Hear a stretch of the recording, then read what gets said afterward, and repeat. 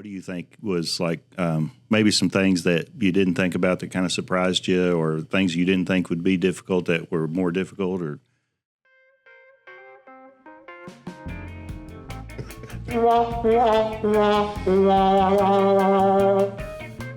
it's good. It's ready to go. All right. Well, welcome back to Chief, Cap, and Chap. This week's episode, we have Sheriff Derick Wheetley, Scott County Sheriff, Scott County, Missouri. I've made that mistake before where you search for Scott County and you end up in like Iowa. Yes. Every time. Yeah. So thanks for tuning in once again. Derick's going to talk about his first year. Before we get started, if you want to send us email, send it at chief.cap.chap@gmail.com. Love to hear from you, show ideas or whatever, make fun of John Broom, whatever you want to do. Oh. But let's get into this. Sheriff, thanks for coming. We appreciate you. Those of you may not know, Sheriff Derick Wheetley used to be Captain Derick Wheetley with Sykeston DPS, and he abandoned us and took off to another department. But tell us about yourself a little bit. Well, like you said, it's been a change of year after just shy of 20 years spending time here at the department. So Yeah. adjusting to the county life, which is a lot different working for a municipality, and a lot of changes, a lot of improvements, and still got a long way to go, but we're chugging forward. I think it probably, I was thinking about this before we met here today, and the politics side of it, I mean, would be just vastly different. Of course, you're elected official, Right. you know. I'm appointed here, I guess, you know, by the city council and city manager. But what was it like running for an office like that? Terrifying. You're putting all your chips on the table there, aren't you? I mean, You know, it took a lot of, it's something that was always on the radar. Timing kind of was not how I had it planned in my head initially. Thinking about it, it kind of made sense to hop in now. But no, it's probably the most vulnerable thing I've ever done. Mm-hmm. You have control, but yet you have no control. So it's vulnerable. We all know how politics are. It was fairly clean race though, so props to everybody on that. But it's kind of terrifying. You get to meet a lot of people. There's more events than you can ever imagine. Good times, but a lot of steps. A lot of steps in the campaign world. Yeah, that to me, I never would want to do that. But again, especially after you threw your hat in the ring, I really thought, would I ever want to do that? And I think the answer was a resounding no. I just don't think it's a lot of work. You know, I mean, you had signs up all over the county. Yeah, I mean, like you said, attending all those events, and your whole family was involved in that. And I got to give them the props. You know, my wife, my kids, my mom, dad, sister, grandma, aunts, cousins. You know, they did a lot of work.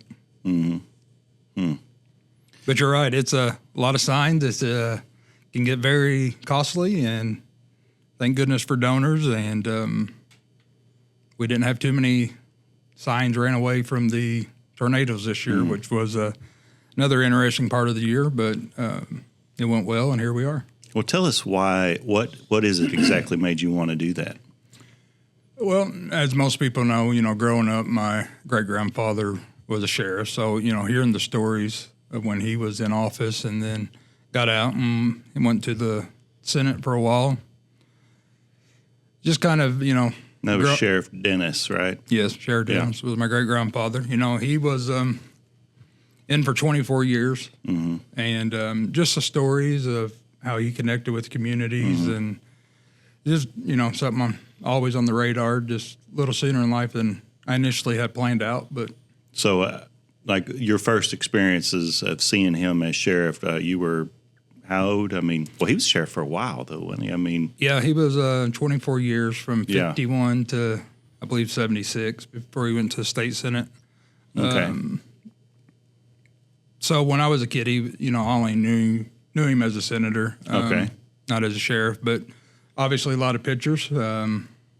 pretty interesting pictures, and just kind of. Now, did Sheriff Farrell come after him? He did. Okay. Yeah, I knew he'd been in there a long time. Yep. Sheriff Farrell served 28 years after him. Right. So let's go back to young Derick Wheetley then, if we're talking about when you were a child. Don't believe any of the stories you hear. Well, we won't get into any of those incriminating stories. Just interested to hear your story as you were getting ready to, graduate high school and decide what you were going to do for a living. How did law enforcement come on the radar? Initially, I was going to go to the Army.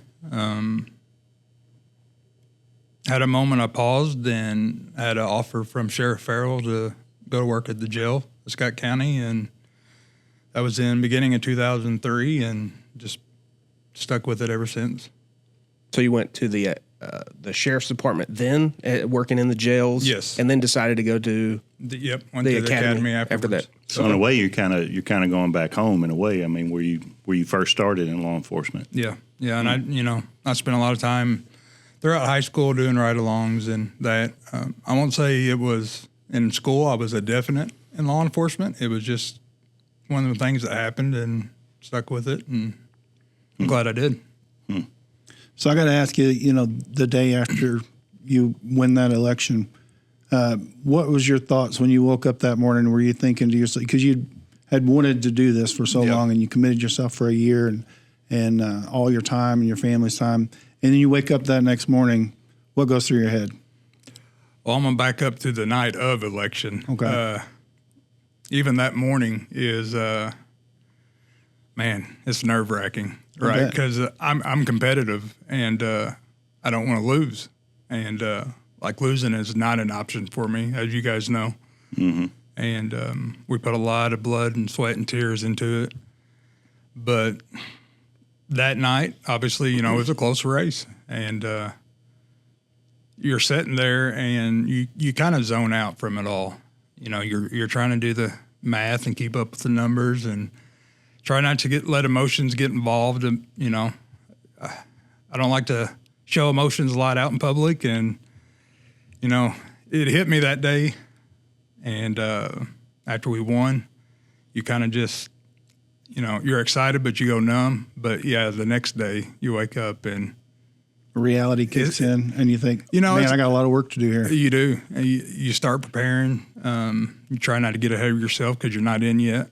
But, I didn't have any other opponents in the November race. So you start coming up with a game plan, and then I had to wrap up my time here. And so you're juggling, for a while I was kind of juggling two jobs because I was prepping for a budget. And I wasn't even employed up there yet, but I was able to. Yeah, because their fiscal year starts January 1st. So I was able to get a hold of the commissioners and them.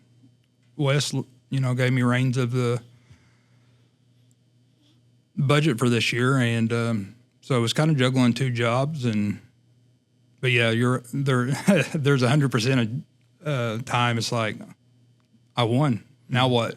So when you're finishing up almost 20 years here at Sykeston, you got elected, and you're thinking about, I'm going to leave this place I've been at for 2 decades. I'm going to start at a sheriff's department in Scott County, although you were familiar with it, sort of, but that had been 20 years prior. Yeah. And actually not the leader. You worked in the jail, so now you're going to be the sheriff. I got to think that's got to be pretty intimidating. I mean, just... Yes and no. I mean, as you know, it's all on you. Right. But that kind of pressure...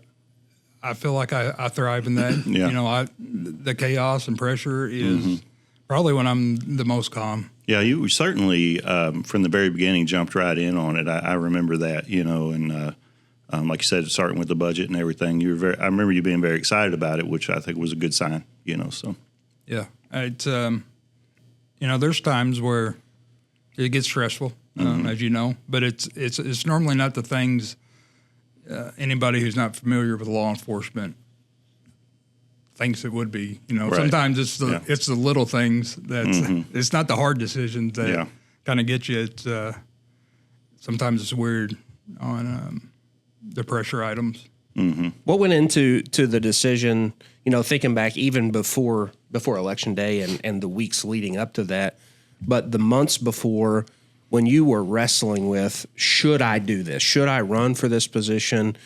What, giving up and I use this term loosely, but the comfort of a job that you've been in for 20 years. Yeah. What was the thing that sent you over the edge that was an affirmation to you that you needed to run for sheriff? Yeah, so that's me and my youngest, who had just got over a back leg break. We went to a concert out in Nashville, and just actually enjoying some time and listening to lyrics of song. I just had that out of nowhere, that feeling like I was being told, it's time. Yeah. And you're right. It's you juggle it around for a long time, but then just out of nowhere, you get that, let's jump in it and do it. So what's that feeling like then? Because I would think, as much as Election Day and those types of things, like that next day after that concert where you're convinced that something in the universe is pointing you to make this decision, to make this effort, and now it's a matter of, okay, I've got to tell my wife and my kids, but also I've got to tell my employer, my current employer, and I've got to make it public. What was the angst leading up to that?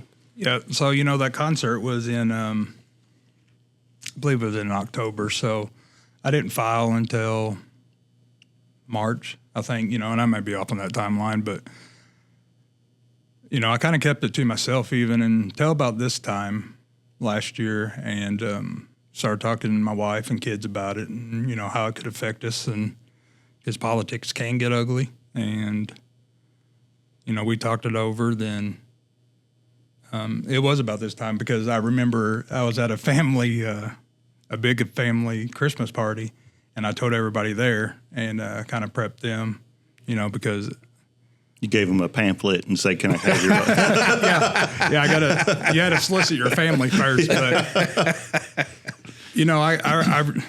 I remember telling them that this was going to happen. Politics get ugly, and I can handle myself, and no matter what you read, see, kind of make me aware. But I would kind of pick the route we was going to go with any slandering or anything, but we never really ran into that. So yeah, that's good. Yeah, So that's the response to the political environments. Is so important. Communication and trying to address that in the right way, in the right time. There's a lot of important decisions that go with that, I would imagine. yeah, timing is everything.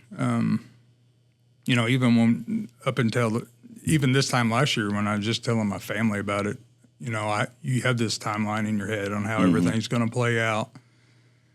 And then other people started, throwing their name in the hat. And all of a sudden, it's like, I got to hop in here because you got to try to get ahead. You don't want to get behind in the game. So Yeah, you get, was there a 3 that was running? initially, there was 4 people. 4? Because this is kind of like when you get that many in, nobody really knows what's going to happen. Yeah. And, it started early. So there were some people, other candidates started campaigning early.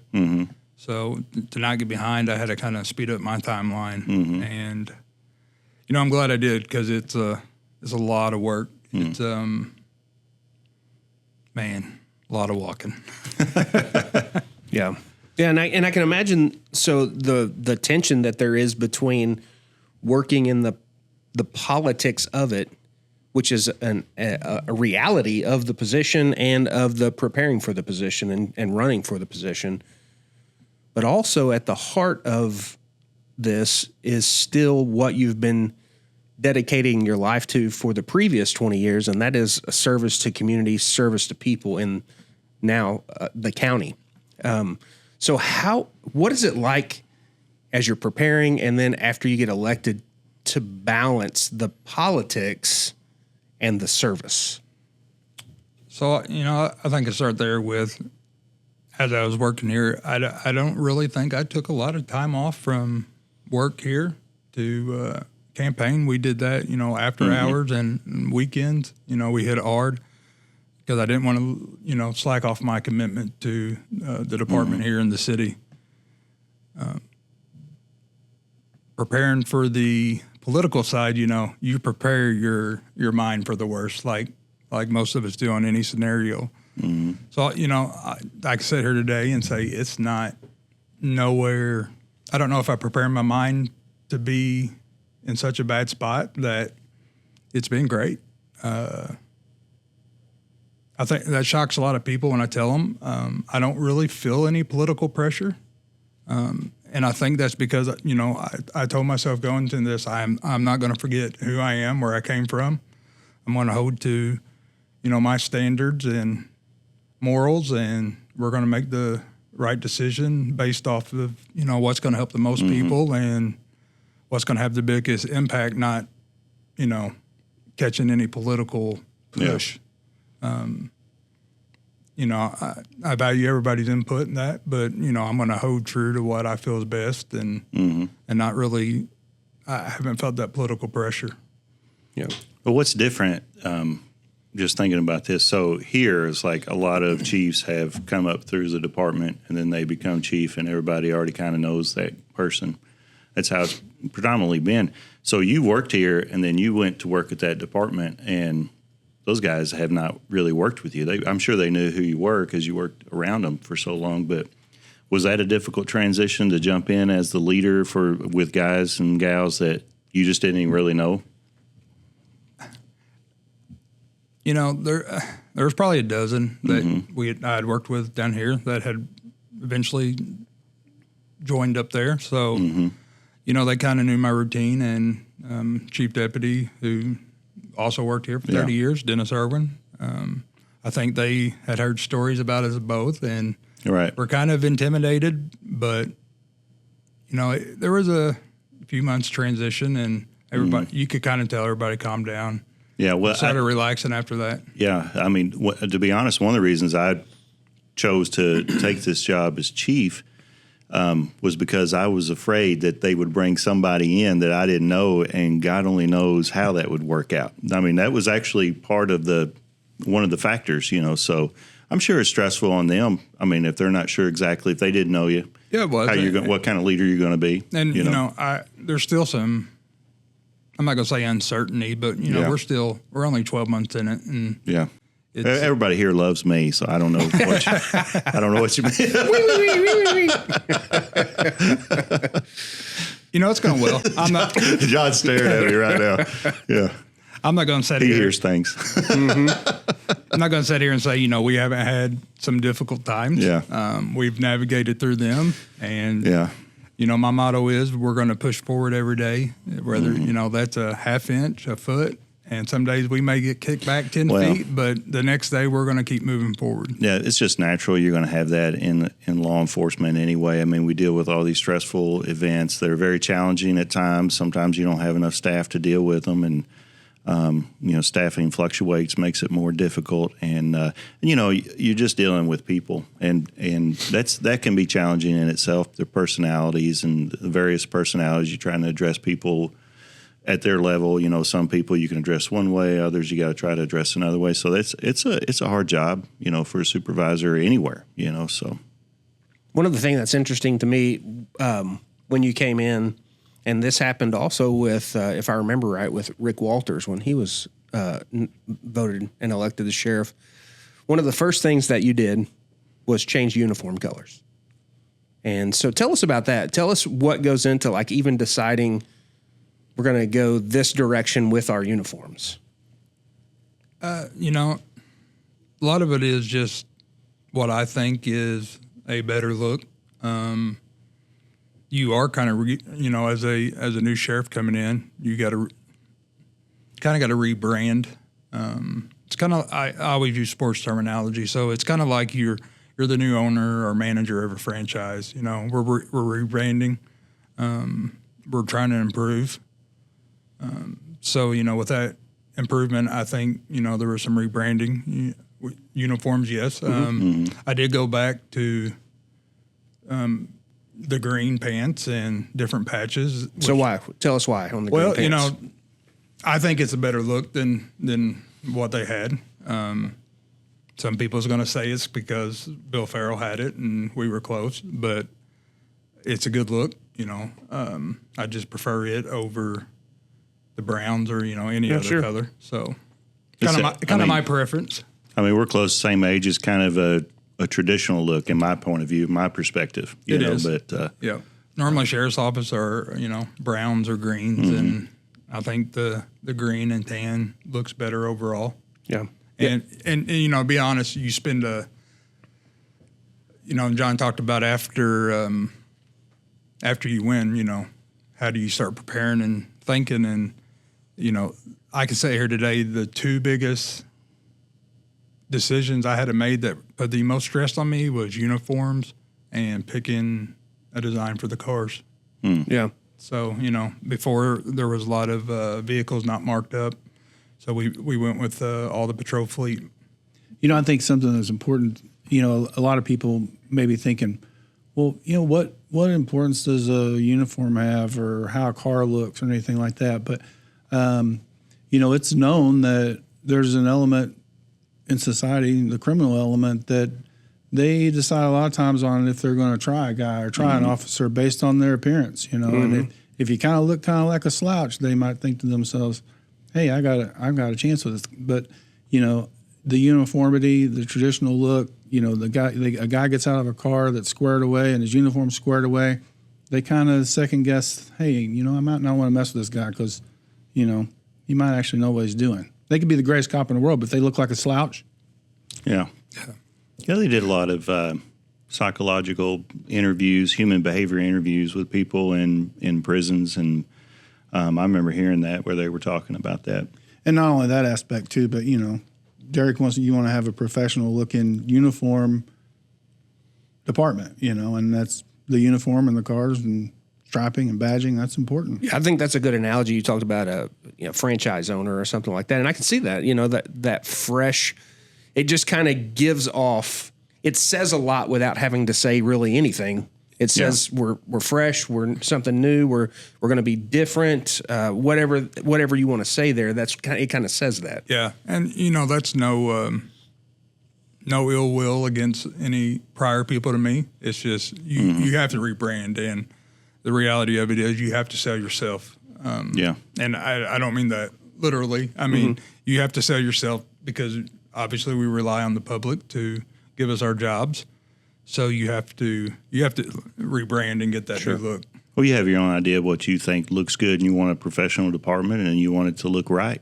So I mean, my dad used to say at the end of the day, all you have is your own judgment, and if you don't listen to that, you don't really have anything. Yeah, and you say that, and I think of all the pre-thoughts going into an election. I polled everybody that I knew who had run for offices. You get their opinions. I got people who try to talk me out of this. It's interesting the things you learn. But at the end of the day, even with people who gave me opinions who are great politics, won a lot of races, there was just some things that my heart told me to do my way, mainly because, if I didn't win, I was going out doing it my way. And, I took advice and did that. But at the end of the day, some of them decisions was just, stuff that wasn't told to me. And you got to be you genuinely.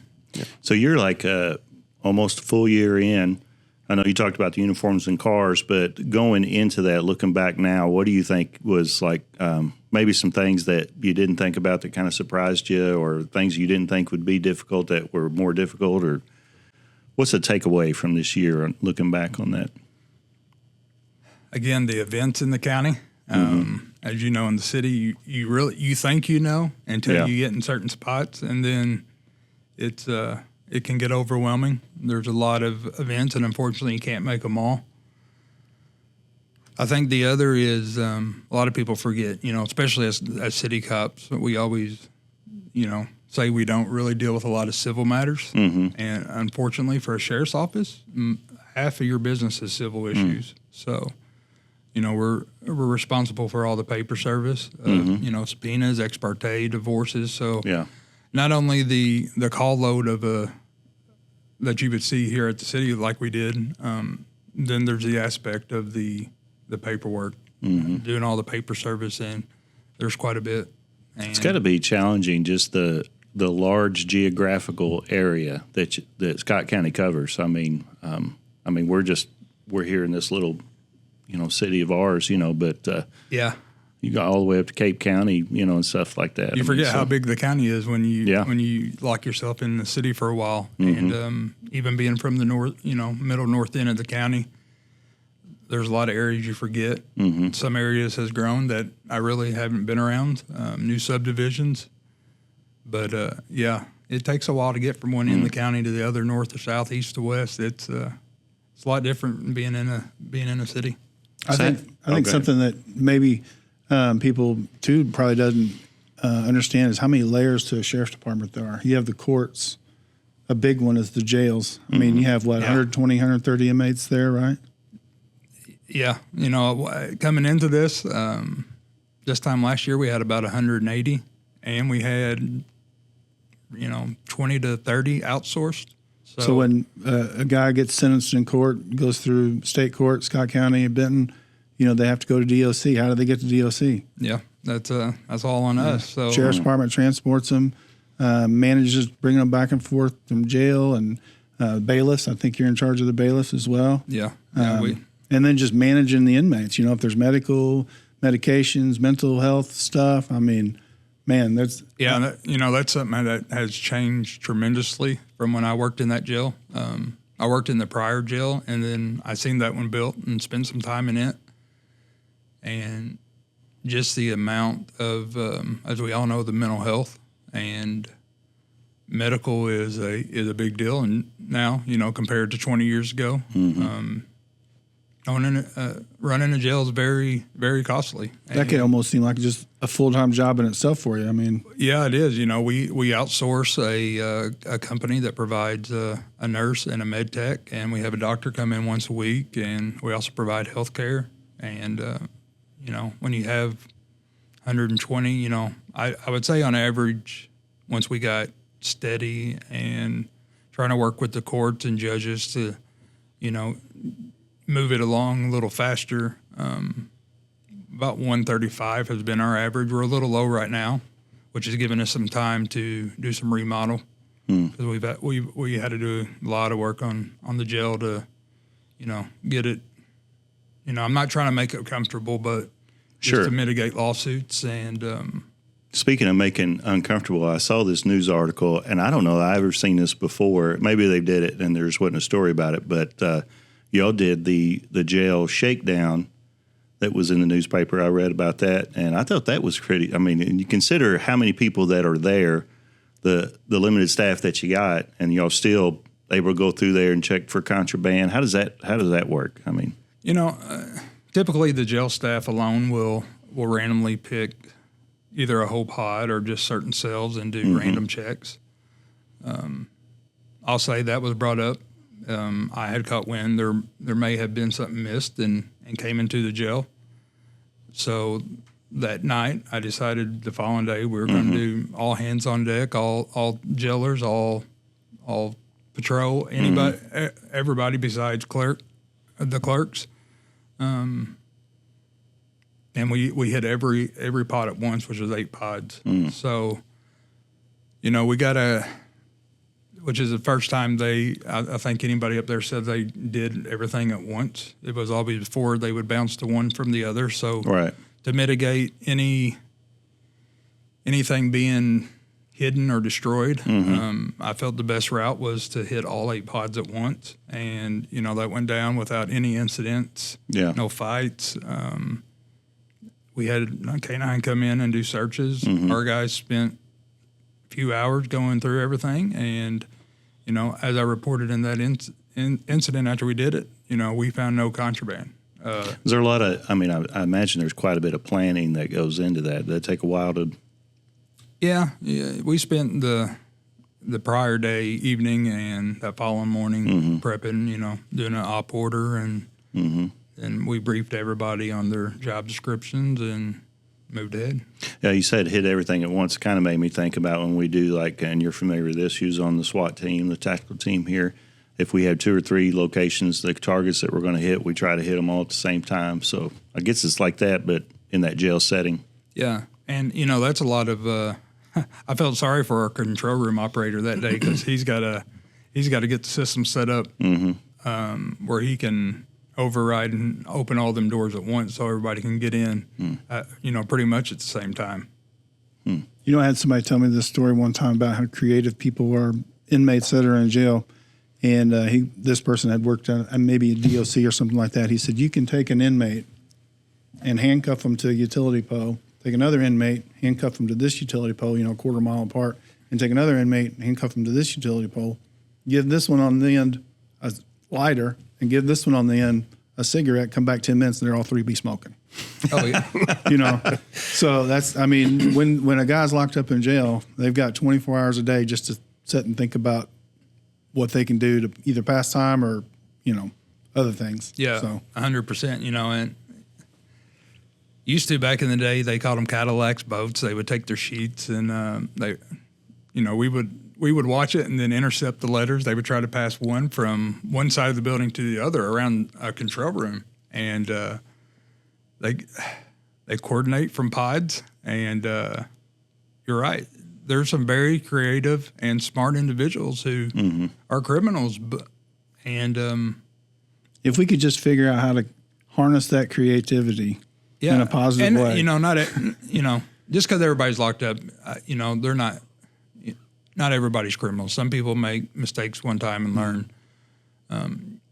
I have spent a lot of time back in that jail. I normally go back several times a week and go into the pods, just me, and talk to them. They're, at the end of the day, they're all human beings. Trying to figure out what we can do to help them to rehabilitate. And some of those guys hasn't even been found guilty. They're just awaiting trial. So technically, they're innocent. They're just 100%. Maybe not be able to post bond or whatever. Yeah. So most of them, our job is just to keep them safe, get them to court. So, I don't want to judge everybody. Not everybody's the same. We do have some that's been sentenced to county time, rather 6 months or a year. And normally, if they work out, we'll let them out and do some work around the jail, which we've done a lot this year, using inmates to do manual labor, Now, that comes, you got to pick the right ones and, it helps save taxpayer dollars or Sure. Yeah. we get some work done. Like right now, I got a whole crew of them painting jail cells and pods. So, and they're doing an outstanding job and, just something that works out sometimes. So what is your staffing up there? How many people do you have working there? We have 13 road deputies, 4 in detective division, 5, will soon be 6 bailiffs. We got to add another spot with the new judicial building. And, roughly we're in the 60s. Oh, okay.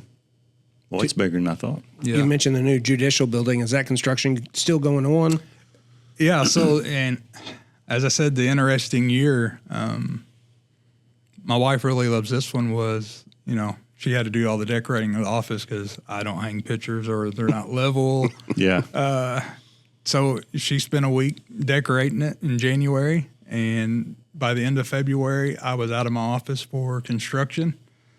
A couple of my guys in the office got lucky and got to stay in their side of the building, which is 20, 30 feet from mine. But for some reason, my side lost all internet and phones. So there was a while I was working mainly out of my car. And, that's kind of caused some grief. I know I've missed some phone calls from citizens. And I just finally got back in. There's still some work that has to be done in my office, and the overall sheriff's office is not open yet. We're still running everything out of the front of the jail. We're hoping mid-January to at least have the sheriff's office and Division 5 courts open. I use that loosely, hoping. Right. Weather constraints, construction shortages. The crew up there is doing great, but We're hoping April for everything to be back to normal. Yeah, can't imagine taking a new job and then going into a building program. Doesn't sound like a blast to me. I'll tell you a funny story. We was up. You might have been there that day, but we was in a murder trial up there, and they were working on the courthouse, and something had happened. Something fell and hit the window in the courtroom, right behind the jury box, broke the window. Oh my goodness! It was quite exciting because everybody was like intently listening to this murder trial, and that window just. Oh my goodness! Yeah, that'd be scary. Yeah, judge was not happy. I'm sure. Yeah, it not only with the judicial building being added, the sheriff's office will now be the central entrance point for all courts now. That's in that building, because essentially now it's just going to be one big building. Mm-hmm. So we're responsible for all the security, running everybody in and out, and that's going to be a big task, but we'll knock it out. And, our office got a complete 75% of it's a different layout, trying to catch up with technology, better workflow, updated, and Division 5 courts, next door is getting remodeled some too. So it's been interesting for us, the judges, the public, even coming in, because we deal with, sex offenders coming in daily, 3 to 4 today to register, all the CCW people coming in, and just general public altogether. So I had to take, several staff members and shove them in an already crowded front office of the jail. So your life change, I think one of the biggest changes probably is you went from being the captain here over fire to now you really don't do anything with fire, right? I mean, you're not involved in fire, correct, as much. So I know that was a passion of yours. You really enjoyed that part of the job. So what's that been like, not being able to scratch the fire itch, if you will? Well, I tell you that before you answer that, when I was a sergeant, Derick was on my squad. I mean, did a great job as an officer, so I'm not really surprised that he's doing good things up there. But he's got a decent history in a lot of law enforcement, so. And you had a tornado right out of the gate too, so Man, we two or 2 or 3 tornadoes actually. Two confirmed, And so you were on SHRT, which that's right in your bailiwick as far as experience that you've dealt with natural disasters and stuff like that before in the past. So. Yeah. So that is the Homeland Security Response Team for our listeners, if you're not sure what that is. But to answer Jason's question, this has shocked a lot of people. I haven't missed being in a fire, per se. I tell everybody the only thing I really miss about being in a fire is, as scary as sometimes it can be, dark, hot, the uncertainty of what's going to happen to you. Them are times my mind are the calmest. So I miss the calm of the chaos. Yeah. Which may be weird to some listeners, but I said earlier, them times that are chaotic for a lot of people is when my mind's the calmest. So I don't really miss running into fires all the time, because as lieutenants and captains over fire division, we were 24/7 on the clock, and there's a lot of fires and rescues. Yeah. Definitely a working captain when he was over fire. I remember, speaking of fires and things going wrong, you had that roof fall on you guys when y'all were out at Mini Farms at one time. It was a pretty good fire, and it just collapsed on, was it 3 guys? Yeah, there was 4 of us in there. We had the full collapse of the trusses, roof, burning shingles.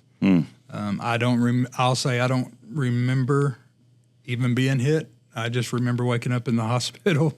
Unfortunately, I was okay. It was a good thing. I think the worst injury ended up being a broken arm or hand out of that.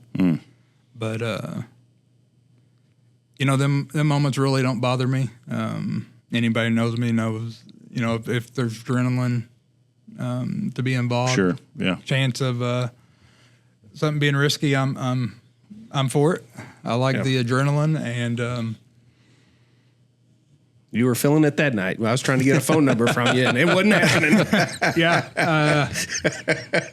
It's interesting when you go from remember and being in a fire, and then all of a sudden you're waking up on a metal slab in a emergency room with a lot of doctors around you, and then I was back out, and it was the next day. But as far as missing the other stuff, I always enjoyed working accidents. We still respond to accidents. I don't get to go to as much as I used to. But you're talking like rescues and stuff like that? Yeah, motor vehicle Entrapments, accidents. yeah. And but the fire, it really gets people when I tell them I don't miss it as much as I thought I would. But like John said, we had two tornadoes out of the gate, it seemed like. And the first one kind of hit just north of Sykeston here in Grant City. And I'll say kudos to my folks. They, especially the ones who had worked with me here. We were first on scene, I think, before fire, just because we had one of our guys in that tornado in his car. And, they went right to work knowing my expectations on that. And it's just, they went to work and did great. And then, we had the deadly tornado that killed 3 later on that hit Sloanville and continued out to Mississippi County. So it's been a year. Yeah. So as a sheriff, when you're kind of overseeing a critical incident like that in the county, what are the pressures that you feel? Again, because, I'm not trying to undermine the situation, but you have politics that are involved in that, but you also, that's the service part that I was talking about earlier where, okay, none of that politics stuff matters now. We got to get to work. How do you manage that? As either of these two will tell you, you start getting them calls. That's the political side. And I think everybody has kind of realized that I am more of a working boss now. So I don't answer those calls. We had work to do that night. We had, especially that second tornado, we had several injuries, casualties. We had a lot to deal with, trying to, keep public back, help coordinate things. So I think the biggest change and hurdle was for me is, the sheriff's office. It's really the fire department, whatever agencies, it's, kind of their scene, but we all come together as a unified command and they all went, smooth as far as the rescue and recovery side. Yeah, your extensive career in fire service certainly, I would imagine, has helped you a good deal in your current role. It has, especially them events, being on the Homeland Security response team here. We spent some time at some other towns and areas hit by tornadoes, floods. So I've overseen logistics on bigger events and field ops and all those roles. So, this working for the city, hands down, prepared me in all ways in my current position. There's sometimes here when City Hall would want stuff certain ways, and when you're younger, it don't make sense, and then it clicks one day on why. Yeah, and this place, hands down, prepared me for this role. Yeah. So, what's been your favorite thing about the last 12 months in this role? Probably everything. It's trying to get more involved. So to answer that would be getting our guys more involved in community activities. Here I spent a lot of time doing fundraisers. We were always engaged in the community. So, again, no ill will to anybody prior, but we've been getting more involved in community activities, going to schools. Past week we've been doing a lot. We've done some fundraisers for school supplies, gifts, and we don't advertise what we've done over the past few weeks because that's not about us. Beginning of school year, we did that school drive that we were able to give a lot to. I say a lot, there's a lot of needy students, a lot of people who struggle, and if we can pick up and help 1 or 100, we're going to do it. Sure. Yeah, it's got to be. I mean, because we're in Sikeston. Sikeston's our community, and that's a given. And the other extreme of that, I guess, would be State Patrol, and they cover such a wide area. They, I don't want to say they don't have a community, but the Sheriff's Department is kind of like that too. You have multiple communities and so it almost makes you feel like you do. But you're still serving them all. I mean, so at the end of the day, yeah, correct. I serve everybody who lives in the county, but I feel like there's some of them lines where I don't want to overstep and get into your guys' lanes where I know you collect and that. So we try to get creative and not interrupt anybody else what they had going on, because I don't want to come in and not work well with others. Yeah. So you're coming to the end of 2025. You're going to close the door on year 1 of Sheriff Derick Wheetley.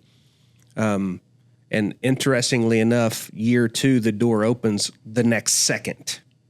So what are some things that you see out on the horizon as some hopes, some goals that you have for year 2? Yeah. So we spent this year doing a lot of remodeling, and like I said, the jail, not only the inmate area, and I always tell everybody I don't make it comfortable, but I have to make it livable.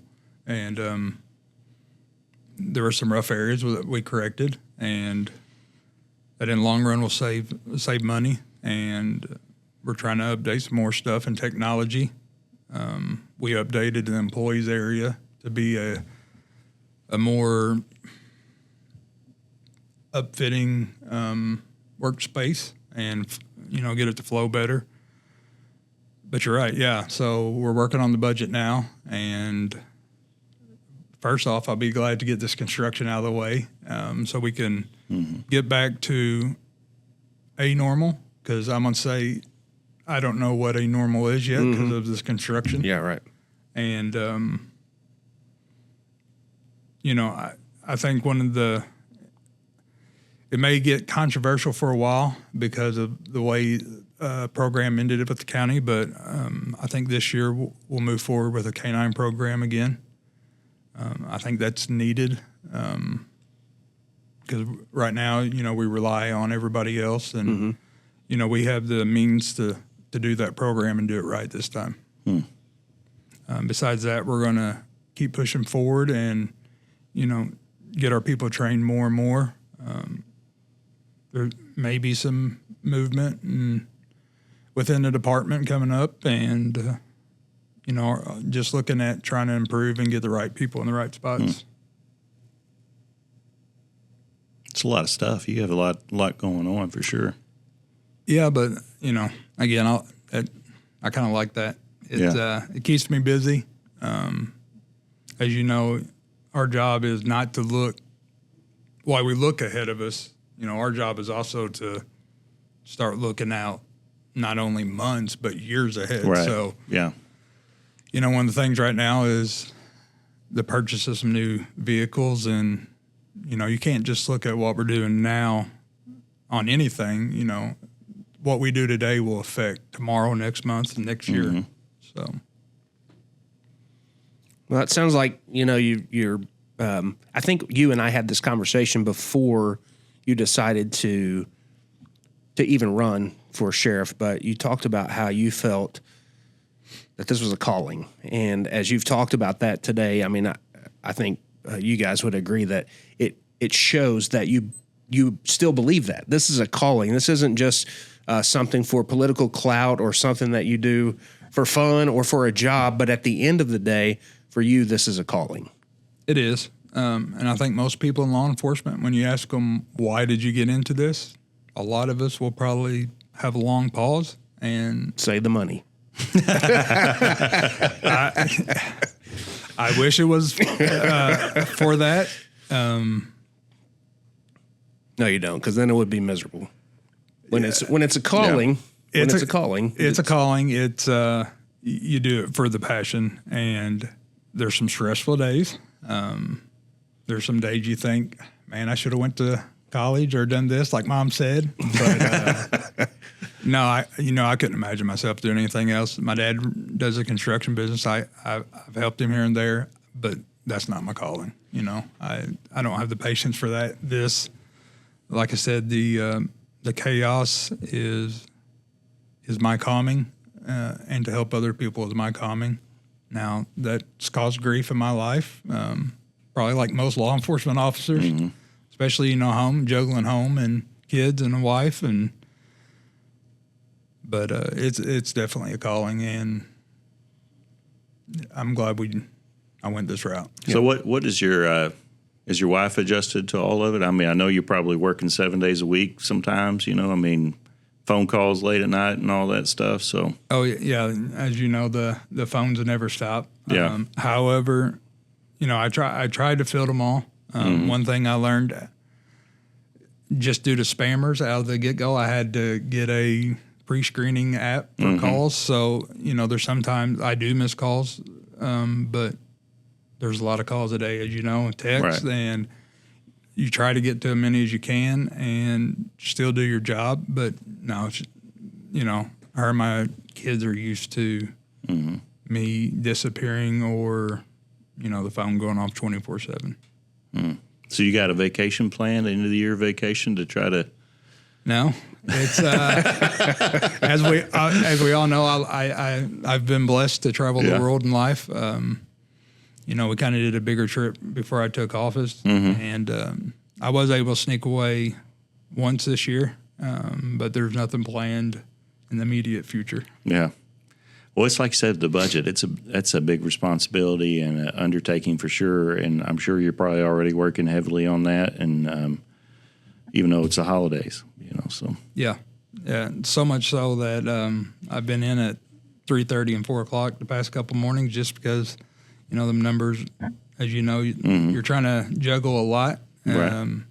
see where you can make the cuts without hampering any operations or, means for your people. And so you're just constantly, going through a budget and tearing it up, going over. And so I've spent a lot of time on it this week. And, you think about it leading up to it, but when you start getting it on paper and trying to land everything that's cost effective and, prepare yourself for the future needs too. What do you do for Christmas and the Christmas time? I mean, we're coming up on it. What is today? 17th, I guess. So it's going to be up on us before we know it. Yeah, think I'm like still down here. We hope it's all the other families of our communities are peaceful and the call loads are low, so our guys can spend time at home. I'll come out like I do most holidays and still spend some time working. My guys have got to work, so I still try to get out there and work with them. That's good. Well, we better let you go so you can go work on the budget and not have to be there at 3 o'clock tomorrow morning. It's part of it. Well, we appreciate you coming up. I mean, it's pretty interesting. I know you're doing a good job up there because, I hadn't really heard much anything. Things just keep going on down the road. You're doing good, seems like to me. So appreciate you. If you're not, you'll hear about it on social media. Yeah. Yeah. You know how it is around the cop world, man, when the rumors just run rampant. Yes. So when I say I haven't heard anything, that means you're probably doing a good job. I heard a golf cart rumor, but I won't share that. So now you got viewers. You got viewers curious. So I'll tell them. I'll tell John and the viewers.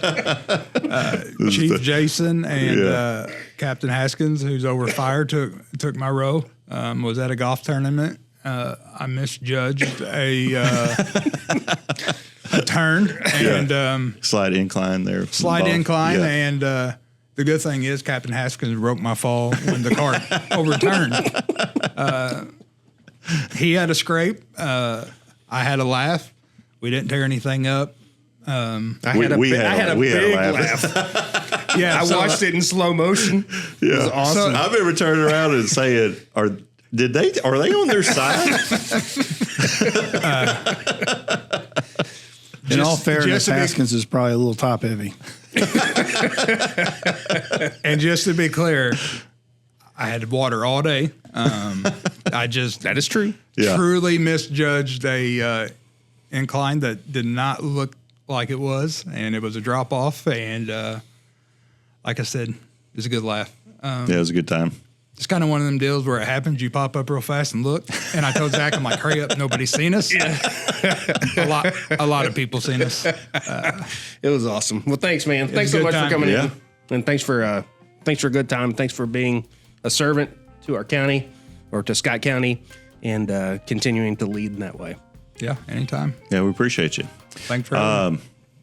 Again, thanks for joining us. We really appreciate it. And send us an email at chief.cap.chap@gmail.com. We'd love to hear from you.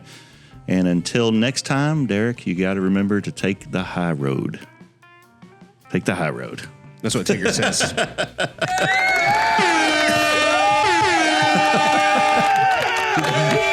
See you guys. See you.